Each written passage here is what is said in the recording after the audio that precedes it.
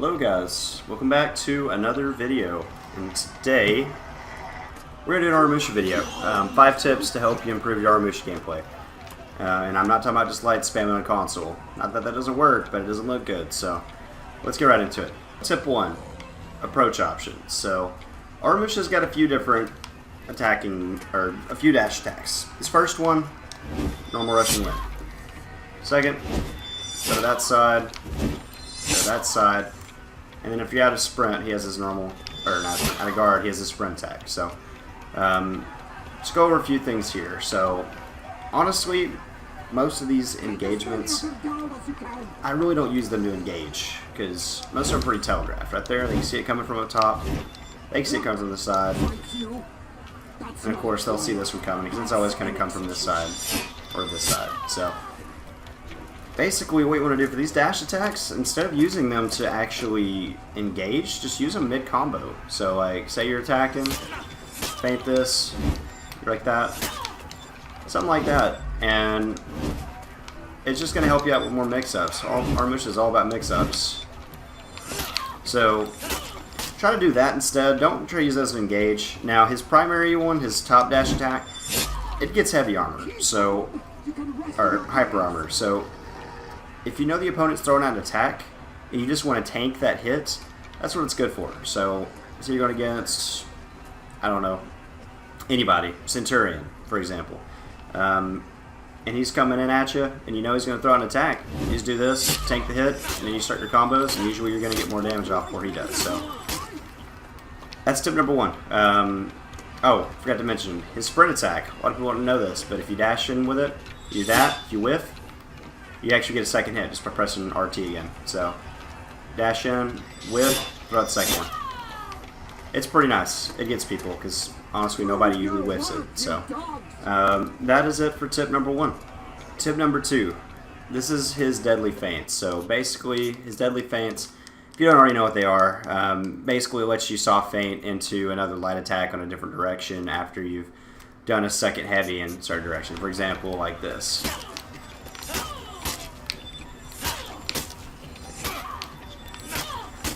Okay, so that's deadly feints. Everybody knows what they are. However, see what Aramusha's doing? Aramusha's doing this, which honestly just makes it to a quick 50-50 or quick parry bait for whoever you're fighting. So you don't want to do this. You don't want to just start doing this. Then it's going to get really predictable. So what you should do, very rarely do this one from the top. Just do that from time to time. Throw them off. Let some attacks fly, and then you'll start getting those deadly feints off later. So, just like that. And then also, if you do it from the side and go for the feint there, most of the time they're going to expect you to go back to the other side. So, that's a little trick there. But basically, just be less predictable on your deadly feints. I know that's kind of a given, but don't just be that guy who just goes to the top here and then keeps going for the 50-50 to get 32 damage. Because they're eventually going to start parrying you. It's going to be easy. If they have full guard, anything like that, hell, they could probably even dodge it. So that's tip number 2. And a side note on this, a lot of people don't do this either. You know, normally to start your little feints there, you got to do a second heavy in the same direction. If you end on one of the sides, you can actually do the heavy feint on the other side like that. So instead of doing this, you can do this. So nice tip there. I don't see that used often. You go like this, and it's pretty cool. So use that one specifically. That one's going to be a nice tip for you. Tip 3. This is going to be his opener. So Aramusha, and you'll see many complaints from the community, does have many openers. And honestly, I mean, they're not wrong, you know. So you got this top heavy, which is probably one of his fastest high damage moves. You can throw lights, but they're still not super fast. Zone attack is usually going to be your best option, just because it's pretty damn quick. Now, a tip I do, because like I mentioned earlier, his dash attacks are very telegraphed. So what I usually do is feint one of those. It's like that, and then instantly feint it, and then go into a zone. And usually that's going to start some kind of chain for you. So, alright, so you dash in, feint it, zone, and then you just go from there. And usually that's going to help you get a little bit of damage.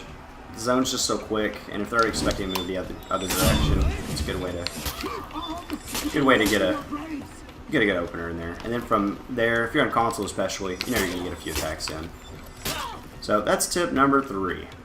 Tip number 4, the out of stamina parry punish. So this is gonna be how you're gonna get your max damage if somebody goes for a parry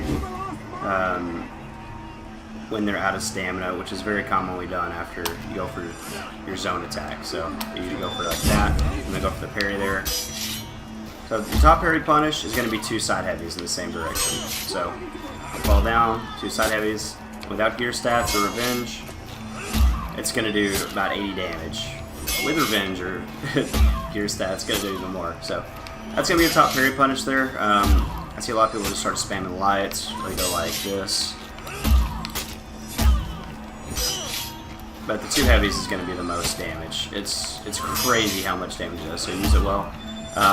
Honestly, the top parry, I'm not sure if that's guaranteed, because I can only test that with revenge here, but if you do parry a side attack, which you'll usually do majority of the time, it's going to be 2 side heavies. So that's tip number 4. Alright, tip number 5 is the blade blockade and what exact punish to use for it. So whenever an opponent hits you, you have a few options. You got ring the bell, you got that, you got that, well, and then you have the kick. Which the kick's nice, but it's only super useful if there's a wall or if there's a wedge there. So to explain when each situation's best, ring the bell is nice if you just really got to finish them off right then, because it's guaranteed. You know, if they have a little bit of health, then that's what you would use. Plus it stuns them too, so usually you can ring the bell and then get a zone attack off, or however you want to do that. It's up to you, but I like ring the bell. Second option is this. I find it works best on assassins because there's no guard that's just staying there, and this is going to have like a superior block property on it, so I'll go for that on assassins. Anybody else with a guard property, a lot of times they can actually block it. I think assassins can even block it, but it's less often they do. So that's nice to have. It does 30 damage. Now the kick, I usually just use that whenever there's something behind them. Otherwise, I really don't find a whole bunch of extra use out of it.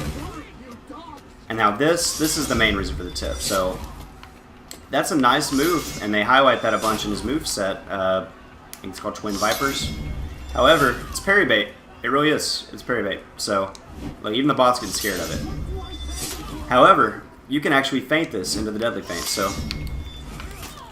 you can go into that off of it. If I'm not mistaken, I think you can even... Okay, now you can just do it with that. But yeah, you can do feints off of that, and honestly, that might be your best bet.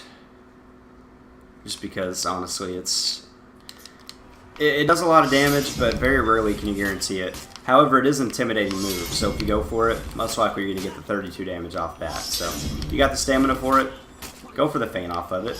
Or if there's multiple people around, then you can let it pass, but otherwise don't use this in duel situations. Most likely they're just going to parry it. But yeah, that's tip number 5, and that's the most important part of it. So I hope this video helped you guys out on Aramusha. A lot of it's pretty general, just because for the most part he's not super complicated. He's just a bunch of mix-ups. But hopefully this will help you out on less spam. Hope you win more matches. So thank you for watching. Leave a like if you enjoyed the video. I'll see you next time.